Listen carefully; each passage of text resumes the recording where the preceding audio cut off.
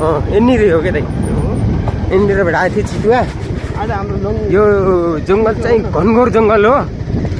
खतरा डेन्जर जङ्गल हो क्या यो धादिङको डेन्जर भन्छ क्या यो जङ्गललाई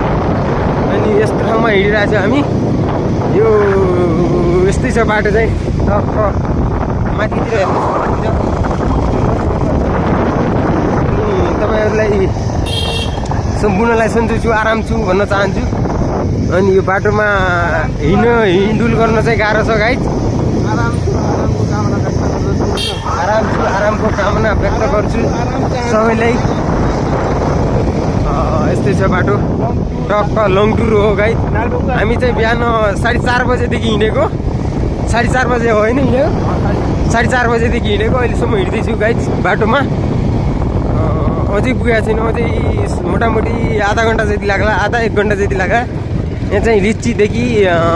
अम्बादेखि आँपदेखि आरू पोखरादेखि अनि यस्तो फलफुलहरू पाइने ठाउँ हो यो चाहिँ हेर्न सक्नुहुन्छ यता यो साइडमा चाहिँ अब जोस लिच्ची आँप तिनीहरू सबै भेटाइन्छ यो जङ्गली जनावरदेखि चराचुरुङ्गीहरू सबै भेटाइन्छ यहाँ चाहिँ गाइज तपाईँहरूले हेर्न सक्नुहुन्छ हाम्रो टुर चाहिँ लङ टुर मात्रै हुन्छ जो काम चाहिँ हाम्रो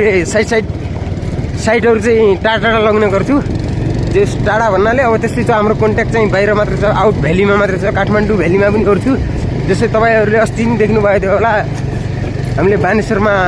1 तलाको सिमेन्ट बोर्डको घर बनाएको यो चाहिँ अहिले बनाउनु गएको चाहिँ 2 तलाको हो गाइज